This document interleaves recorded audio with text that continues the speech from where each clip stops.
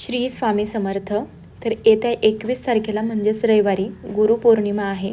तर आता आपण गुरुपौर्णिमेला आपण कसं पूजन करायचं आणि काय करायचं त्या संबंधित आपण आज माहिती बघणार आहोत. गुरुपौर्णिमेला सकाळी लवकर उठून अंघोळ करावी, नंतर विधीपूर्वक गुरुपूजा करावी, ज्यात फळं, माळा, रोली, श्रीफळ, जानवं, दक्षिणा आणि पंचवस्त्र गुरुस्थानी न्यावे. आपल्या गुरूंचे चरण स्वच्छ धुवून त्यांची पूजा करावी. सामर्थ्यानुसार दक्षिणा द्यावी. त्यासाठी आपण आज उपाय बघणार आहोत. त्यासाठी आहेत काही चमत्कारी उपाय नक्की करून बघा. गुरुपौर्णिमेला पिंपळाच्या मुळात गोड पाणी अर्पित करावं. असे केल्याने देवी लक्ष्मी प्रसन्न होते आणि जीवनात भरभराटी येते. जीवनातील आर्थिक संकट दूर होण्यास मदत मिळते. दुसरा उपाय म्हणजे दाम्पत्य जीवनात समस्या येत असेल तर गुरुपौर्णिमेला पती पत्नीने सोबत चंद्रदर्शन घ्यावं.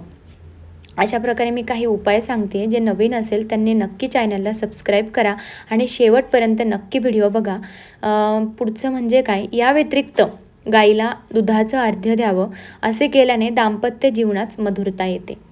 पुढचा उपाय, या दिवशी तुळशीच्या झाडाखाली शुद्ध तुपाचा दिवा लावल्याने देखील चमत्कारिक लाभ प्राप्त होतात. पुढचा उपाय, आपल्या कुंडलीत चंद्रदोष असल्यास गुरुपौर्णिमेला चंद्रदर्शन करून दूध, गंगाजल आणि अक्षता हे मिसळून चंद्राला अर्घ्य द्यावे. याने कुंडलीतील चंद्रदोष नाहीसे होतात. नंतर ओम सोम सोमाय नमः या मंत्राचा जप करावा.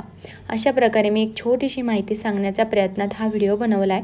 व्हिडिओ तुम्हाला आवडला असेल तर नक्की लाईक करा, शेअर करा, सबस्क्राईब करा, बेल आयकॉन दाबा, जेणेकरून मी जे व्हिडिओज टाकते ते तुम्हाला बघायला मिळतील. आणि शेवटपर्यंत व्हिडिओ बघितल्याबद्दल श्री स्वामी समर्थ.